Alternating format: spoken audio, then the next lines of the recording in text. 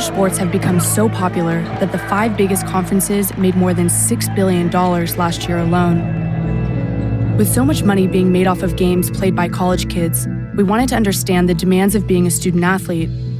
So we caught up with Michigan State's basketball team as they flew on a privately chartered jet. Is it tough to take advantage of your education when basketball is so demanding? Yeah, definitely. I think that's what a lot of people don't see, being a student athlete, missing a lot of school. And, one time, my freshman year, we played Duke, and we got home at 3 in the morning, and I had an 8 a.m. and I had to be there. So a lot of people don't see that kind of stuff. But, it's a sacrifice, but it's worth it. Do most people see it as a full-time job? Yes, fully. If you ask anybody on this team, they would tell you that this is their job because that's what it is. I mean, we put in just as many hours as someone who works a 9 to 5. And so it seems like through school and weights and film and travel and all the different things and working on your game, put in the extra time, all those different things, it just adds up. And what they wanted to add up to is the next step, the pros.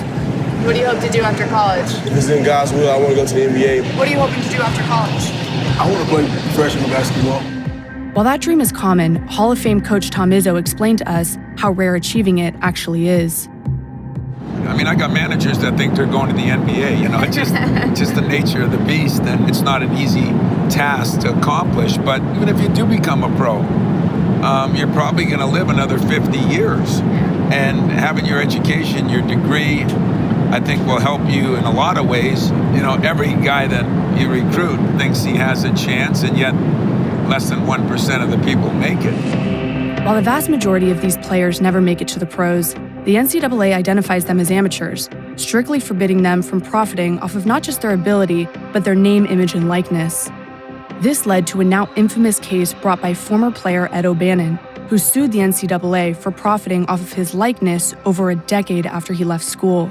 Close to 15 years later, and they're still making money off of my image. The federal court system decided that the NCAA's amateurism rules were an unlawful restraint of trade, but the ruling did not call for schools to pay the players directly. Some players think they're being ripped off, and a new lawsuit is directly challenging the NCAA's model. O'Bannon and other cases have targeted certain elements of the NCAA's business model. Your case would fundamentally change college sports. We hope it will fundamentally change college sports. Jeffrey Kessler changed the NBA and NFL after pursuing groundbreaking litigation that freed up players to bargain for much higher salaries as free agents. What these players want is fair treatment. That's all that they've ever been seeking. The players will get their day in court. And now, Kessler has trained his sights on the NCAA. These athletes, they don't get paid, but everybody else does. It's not fair and it's not legal. What we're trying to do is empower the schools and the conferences to make their own choices about what's fair for the players. That's all, very simple. This is a freedom of choice case. Former Clemson cornerback Martin Jenkins is leading the charge in this new case. While playing for a sports program that brought in more than $70 million in revenue a year, he was not allowed to profit. To the 10, and he scores! Why did you join this lawsuit? I don't want to see college athletes struggle when the school that they're working for technically is making hundreds of millions of dollars off of them. Did you expect to make it to the NFL? Absolutely, absolutely. What happened when you graduated college? I had 4 surgeries in college.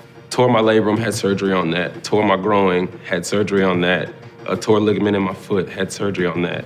And a tore ligament in my thumb, had surgery on that. When I graduated, I initially went to a training camp, went to rookie camp with the New York Jets. Same kind of thing persisted, had some injuries. So after giving it a couple tries, I said, it's kind of time to hang it up. You spent years playing football and suffering injuries, and you couldn't profit off of your athletic ability during those years. You graduated, and it was injuries that, in part, took you out of the game. Do you think that your prime earning years were when you were in college? Yeah, I can actually agree with that, yes. The case that you guys are bringing could really change the future of college sports. In a very strong, positive way. If the schools are allowed to decide how to compensate these players, we believe they'll do the right thing and the fair thing. So schools wouldn't be required to pay athletes, they'd be allowed to. And That's from there, right. the market would decide. Just like the market for anybody else in entertainment or anybody else in sports or anybody else who has a job. You let the employers decide what's the fair competition, and then the marketplace reaches a decision on that. The money is there. That same approach was applied to free agency and pro sports, just as that market was ballooning as new broadcasting and licensing deals added billions to bottom lines.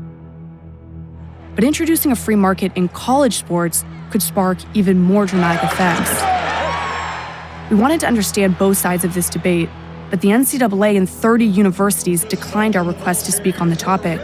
One of the few schools willing to talk to us was Texas Tech.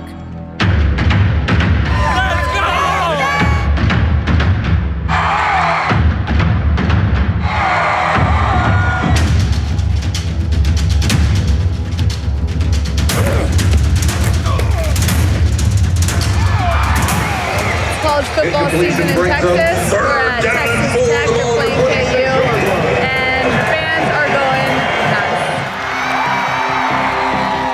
nuts. Texas Tech is expected to generate $80 million in revenue this year alone. But as athletic director Kirby Hocutt showed us, the debate over player pay becomes more complicated when the cost of running a Division I athletics program is considered.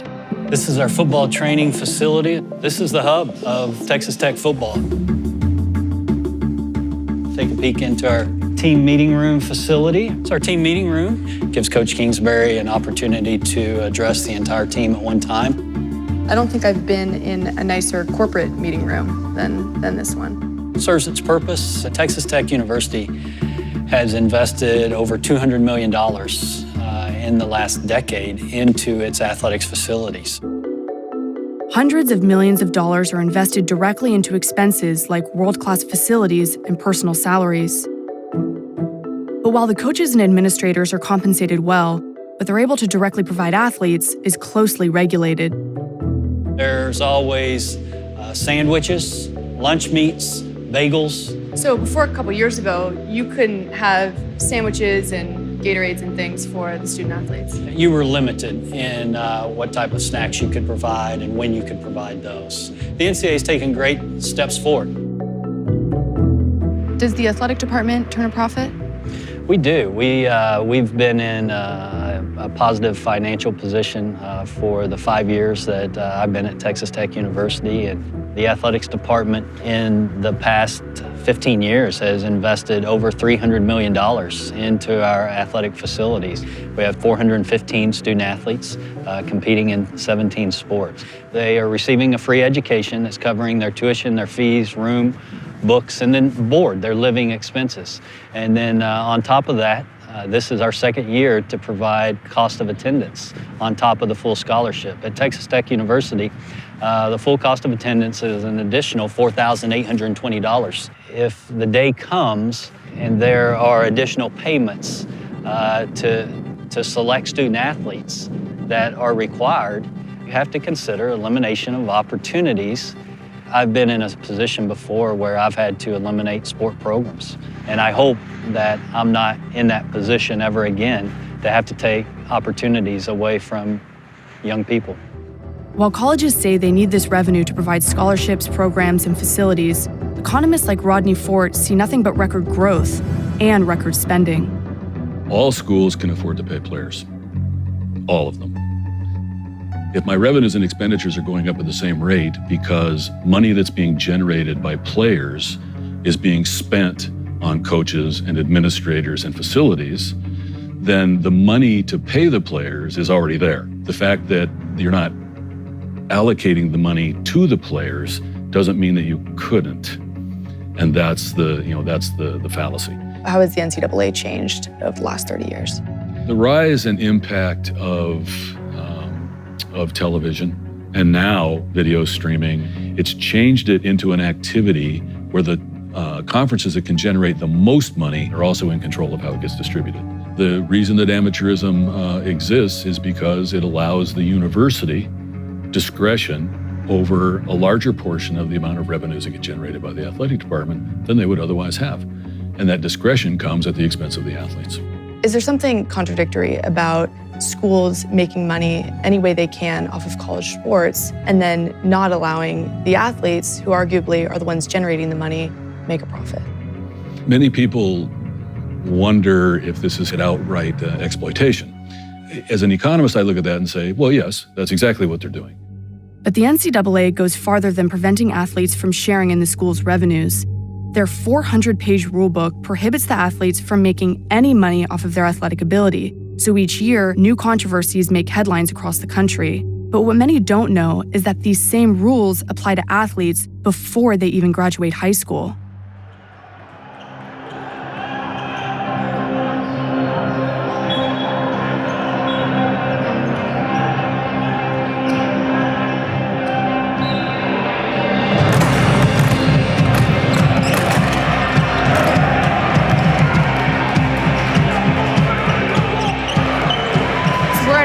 AAU tournament, and all of these high school kids are showing off their skills for all the top college coaches that are sitting right here.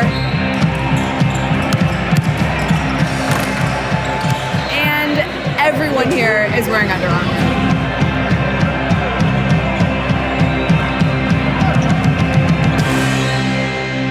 We asked Coach Antoinette Bennett to explain how Under Armour benefits from hosting these tournaments for high school athletes.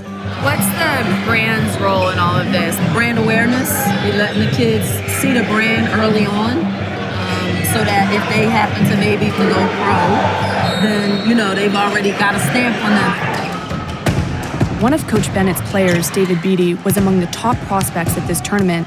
He explained how this branding works for the athletes. This is sponsored by Under Armour. You wear that gear? It's very, hair strict too. They want you wearing strictly Under Armour. Except you're wearing Nike. That's our secret. That's our secret. I mean, they ain't see that. You like Nike too? Yeah, I like Nike. I came from Nike school. It's good. What's that mean? St. Benedict's, we sponsored by Nike. Oh, okay. Yeah. Oh, so your high school's sponsored by Nike? And now it's sponsored by Under Armour. Yeah. Oh, wow. Okay. Under Armour do a real good job of supplying gear for teams. They just give us a lot of stuff so we could just look good while we win. The reason brands give these kids free gear is because it amounts to free advertising. Something that became clear when we visited David's home. Holy shit. Just I got sneakers in my mom's car, I have sneakers at my friend's house. You can pick out any basketball shoe and I got a story for each one. What about the Terminator ones on the end? I got those for Dick's Nationals, played on ESPN, and for like 5 minutes, started hurting my feet, took them off. First time I wore them, last time I wore them. How much do you think it's all worth? Probably like 10,000. Because you're not getting paid right now, why not just sell your shoes, help out your family? Because with the NCAA rules, it's like a violation, and they'll try investigate and do all this other crazy stuff just to stop you from going to college and playing basketball. Even during high school, a violation of NCAA rules could cost David a chance at going to one of the many colleges which are recruiting him. We love you, we care about you, and we want you. And dozens of universities are offering him that exact opportunity as long as he follows the NCAA rules. How do you feel about that?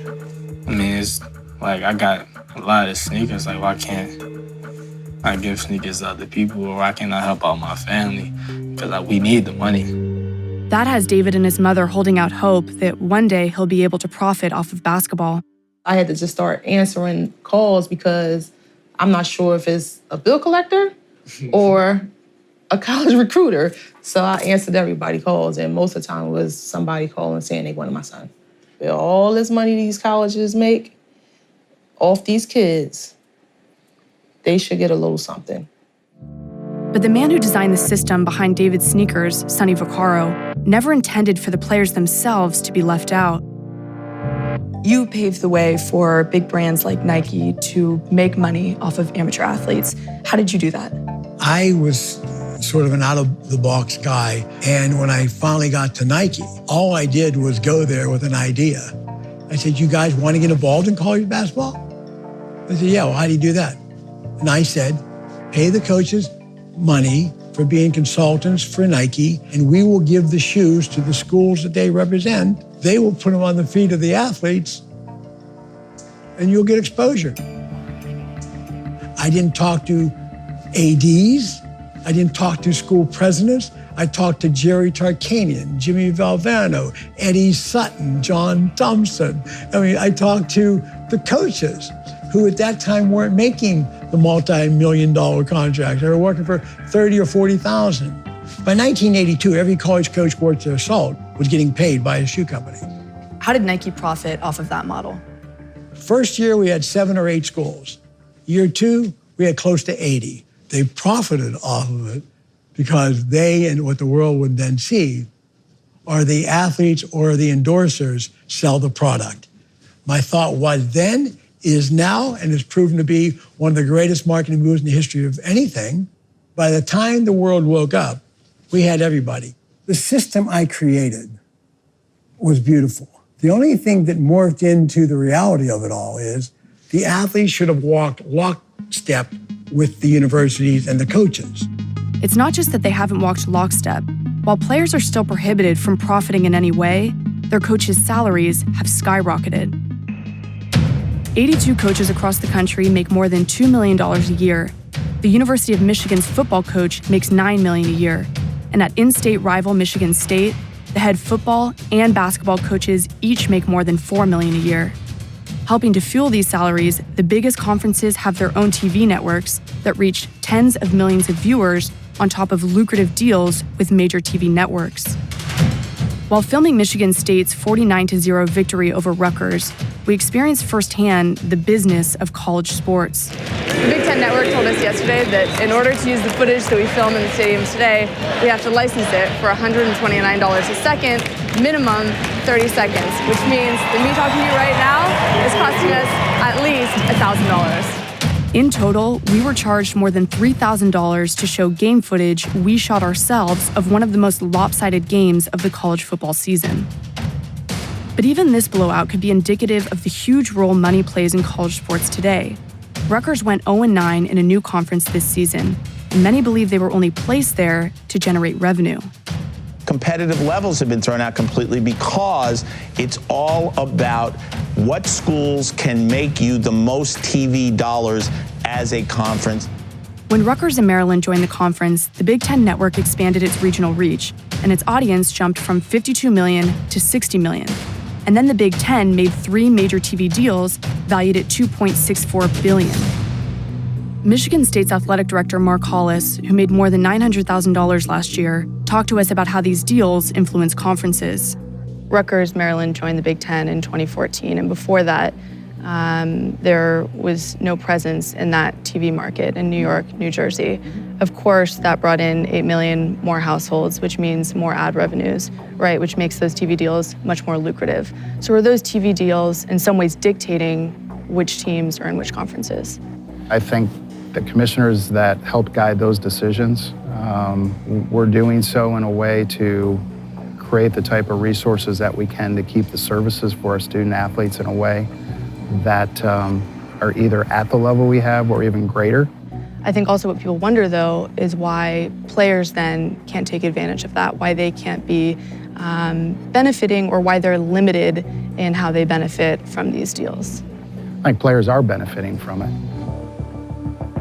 Student athletes today are, provided with the opportunity to receive a lot of benefits from apparel to travel to medical, food. You give them every opportunity that you can, academically, athletically, and socially, to be successful. But are they really getting the opportunity to get an education? Can you guarantee a degree? No. Can you guarantee that they're getting the right education? No. You can give them the ingredients and the opportunity for success.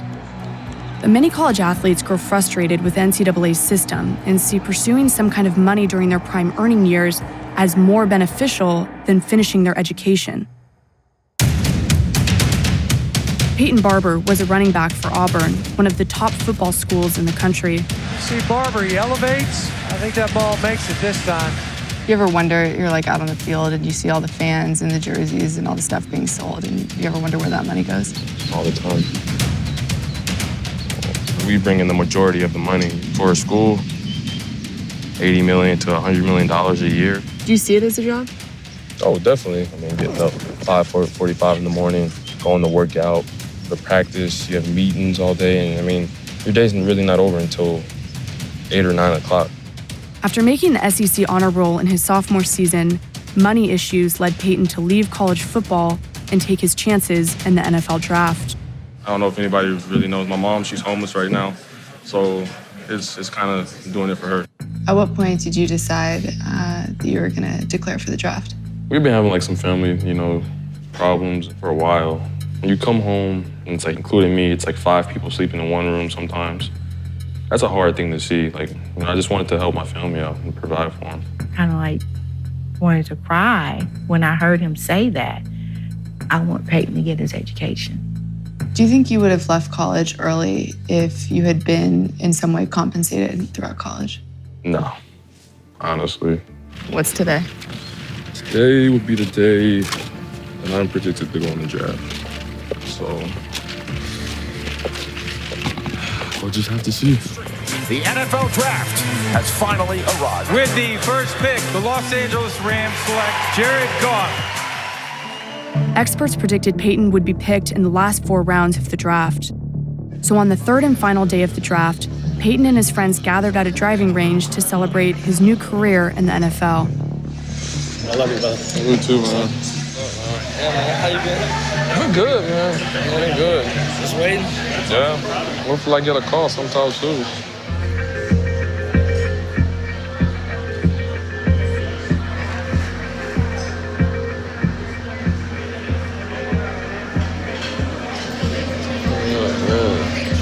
You know Travis Feeney? I know who he is. He got drafted. The Gainesville number calling me. I don't know. Hello? Hey. Hey. Nah, not yet. I don't know. Trying to see. Football is football. I'm fine.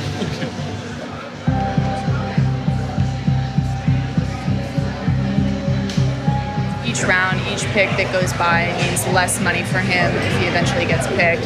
It's just kind of like the not knowing, the uncertainty that's the toughest part today. Alex Collins got picked up by the Seahawks. Hello.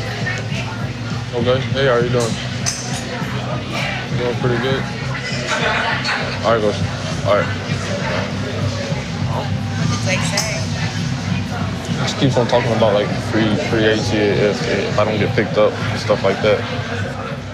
Undrafted players still have an opportunity to sign pro contracts, but they have a slimmer chance of making teams and receive far less money.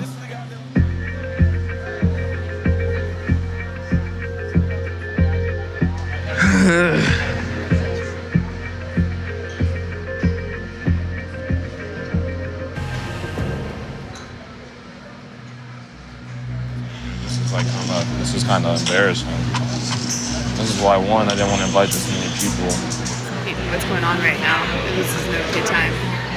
We've had about 12 teams that have been calling, and they want him automatically for free agency. Yeah. So what they're doing right now is making some offers of what they would offer, basically, as far as for him signing on as a free agent. We have to make a decision within the next couple of minutes. Do you want it? It's Tampa. What do you say? Sure. Huh? Yeah. Done deal? Tampa.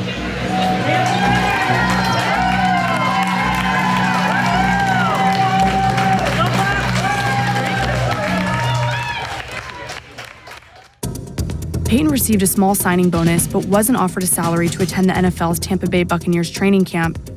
He was initially cut from the team, but then made it to the active roster after a series of running backs were injured. Boy, the Bucs clicked. And this is your ball game right here. Peyton Barber, his first NFL touchdown, a 44-yarder. Peyton has been able to stay on the active roster all season, but there's little security in the NFL. The money's definitely been helping us out a lot. But new guys coming in every day, competing for the same spot that you have. So this can be here today, it can be gone the next. Average lifespan of a running back is 2.5 years or something like that. As revenues continue to grow, the pressure on the NCAA to resolve this issue is only mounting. The Jenkins case is expected to be in court within a year, and the result could be the end of amateurism. We have some challenges that we have to fix in college sports. I'd like to see student athletes get something. It's getting the apartment, it's getting the car, it's being able to live. Can we do better? Absolutely. Intercollegiate athletics is the second highest provider of college scholarship behind the GI Bill. So when you look at the educational opportunities that are afforded to young people today through participation in college sports, it's significant.